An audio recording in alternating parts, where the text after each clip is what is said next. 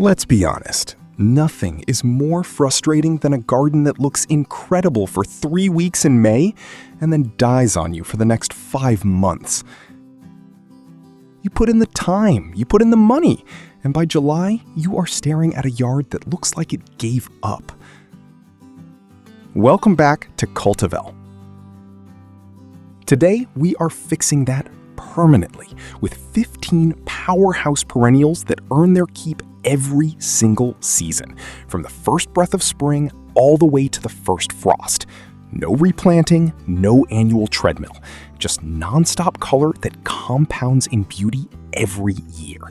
Stay with me, because the layering strategy at the end is the single most valuable thing I can teach you about building a garden that truly never quits. Let's go.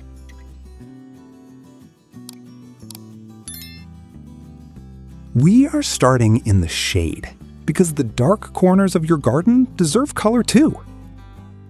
Plant number 1, Astilbe SPP.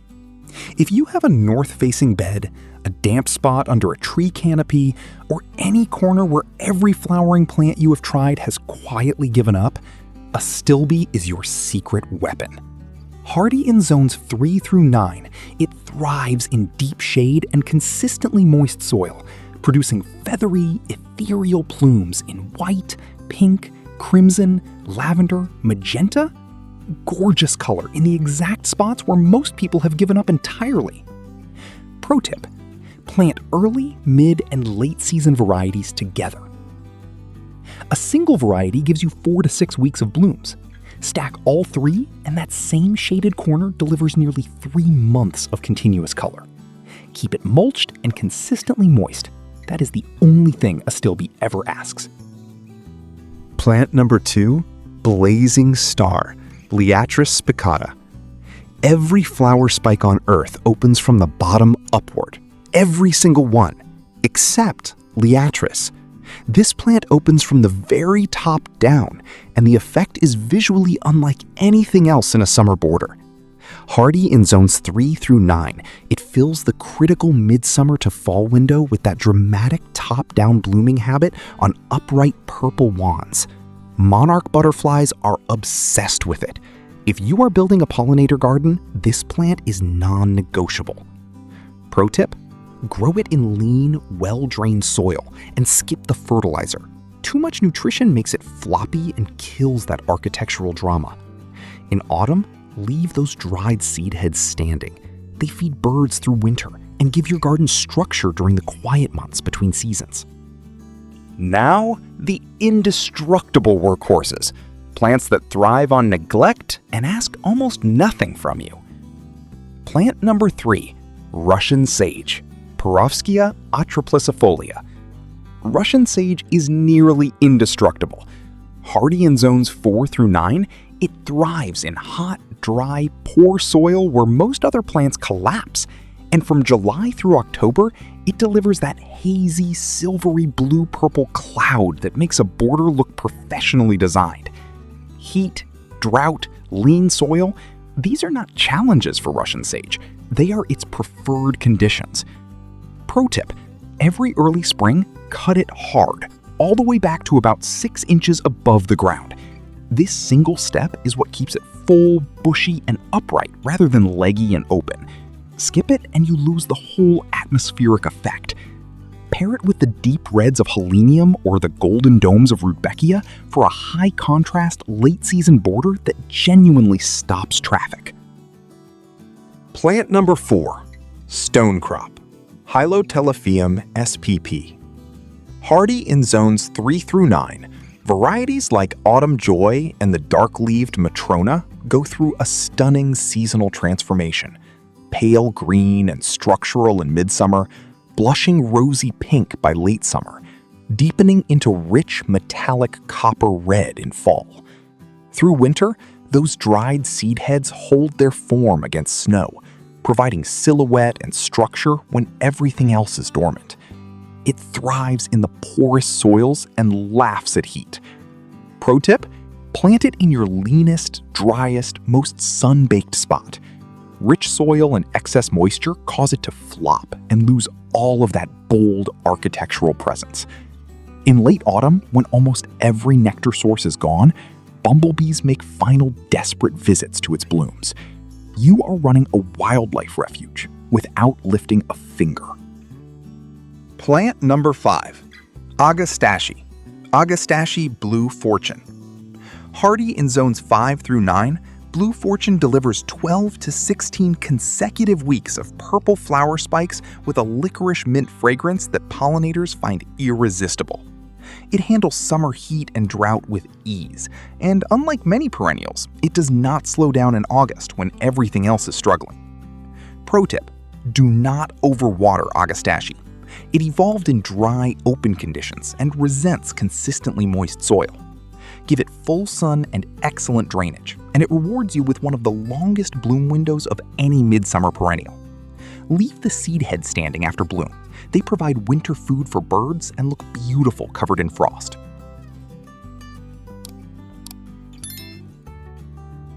Plant number 6. Coneflower, Echinacea purpurea. A native legend. Hardy in zones 3 through 9, it handles drought, blazing heat, and poor soil with equal composure.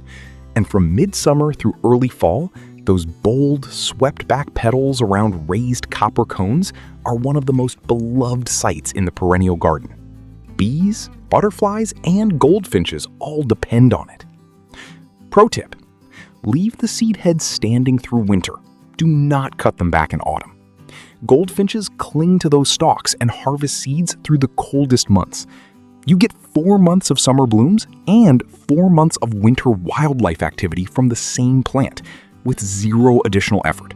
Just the decision not to cut it back. Now, the reblooming legends. Plants whose secret is a simple trim that unlocks wave after wave of flowers. Plant number 7, Salvia. Salvia Nemorosa caradana. Caradana produces deep violet spikes on near black stems that are genuinely dramatic in an early summer border. Hardy in zones 4 through 8, it handles deer, drought, and neglect without complaint. Pro tip: after the first flush, shear it back by 1/3 to 1/2. 3 to 4 weeks later, it rebounds with a completely fresh set of flower spikes. Repeat this through the season, and you get 3, sometimes 4 distinct bloom cycles from the same plant. 3 minutes with a pair of head shears multiplied across the entire season. Plant number 8. Catmint. Nepeta Walker's Low. The name Walker's Low is one of gardening's great ironies. This plant billows to a generous 2 feet tall and spreads into a soft lavender bloom mound that looks professionally placed. Hardy in zones 3 through 8, it blooms from May through October, repels deer, tolerates drought, and works beautifully with almost every other plant in the border. Pro tip: shear it back by half after the first big flush, and it rebounds with a fresh wave of blooms within weeks. Do this consistently, and catmint delivers 3 full cycles of color in a single season. One of the highest return plants you can grow for the amount of effort it requires. Plant number 9. Lavender. Lavandula angustifolia. Hardy in zones 5 through 9, with varieties like Phenomenal pushing hardiness to zone 4, those silvery mounds and upright purple spikes are among the most recognizable and beloved sights in any garden. The fragrance is incomparable, a genuine multi-sensory experience that makes the entire garden feel elevated. Pro tip: never fertilize lavender and never plant it in rich soil. The essential oil concentration, the source of both the fragrance and its pest-repelling properties, actually increases when the plant is slightly hungry. Poor soil, perfect drainage, full sun, and deliberate neglect. That is the formula. And never prune into old woody growth. Always stay within the green. Plant number 10. Daylily. Hemerocallis Stella d'Oro. Modern reblooming daylilies like Stella d'Oro and Happy Returns produce waves of golden yellow blooms from early summer through fall. Hardy in zones 3 through 9, These compact varieties rebloom continuously for 5 months or more, completely redefining what a daylily can do. Pro tip: deadhead spent blooms regularly to keep the rebloom cycle running at maximum speed. Divide the clumps every 3 to 4 years, overcrowding drops bloom production significantly. Each division gives you 40 new plants. One investment eventually fills an entire border for nothing.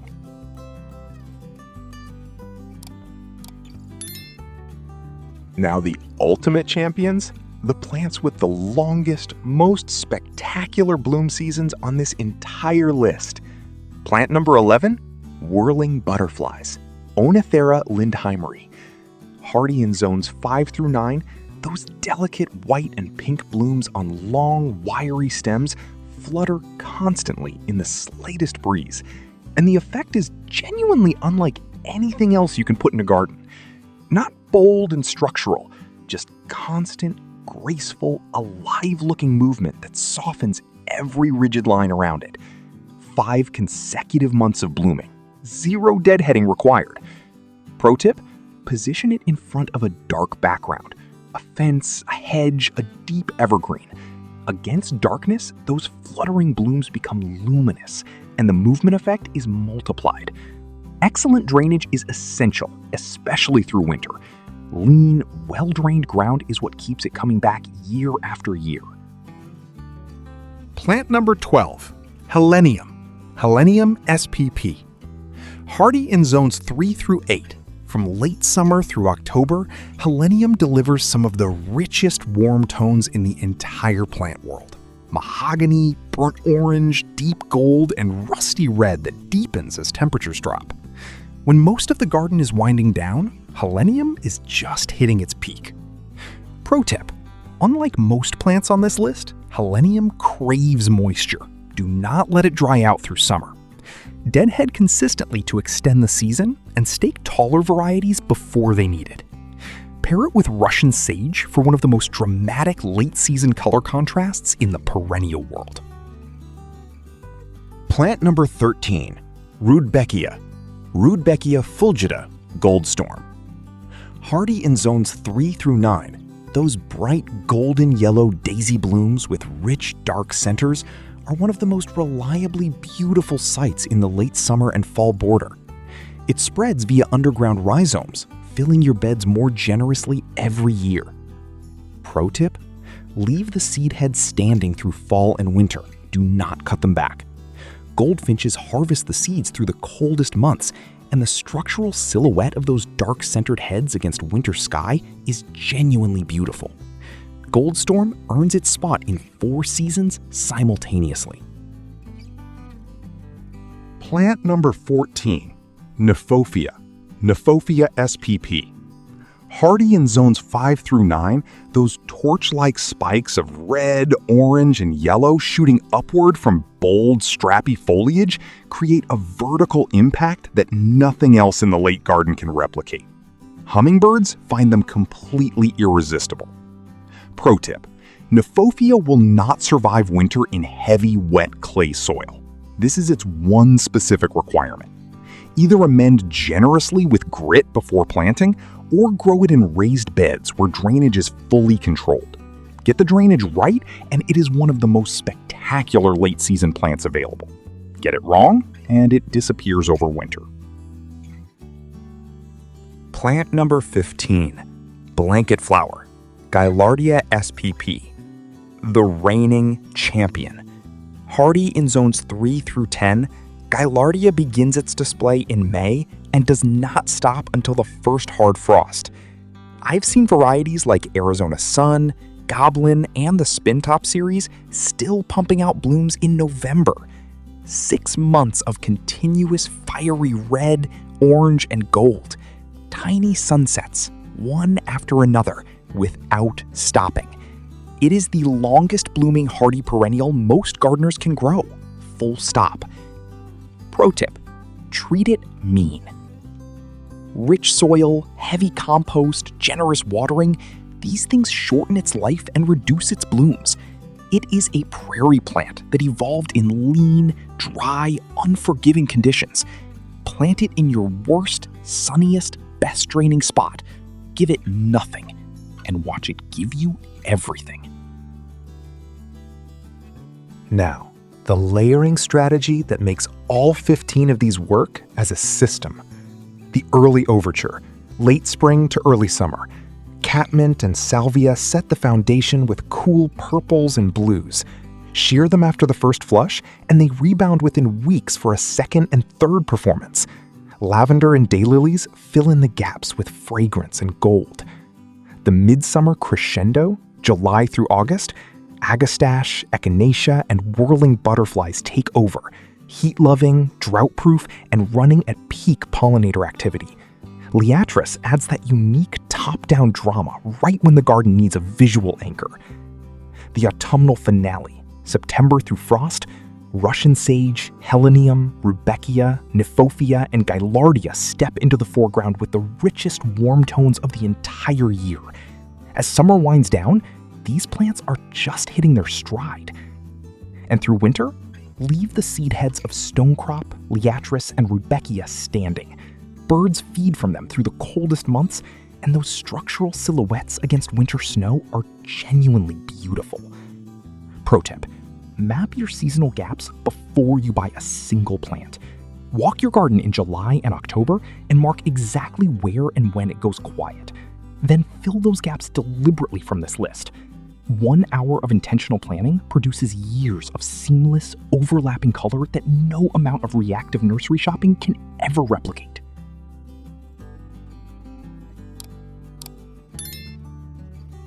Stop buying annuals. Start building a garden that compounds in beauty every year.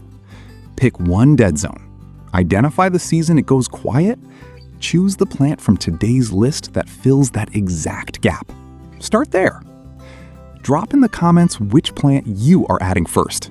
Like the video if this gave you a real plan, and subscribe to Cultivel for more on building a garden that truly never quits. I'll see you in the next one. Happy growing, everyone.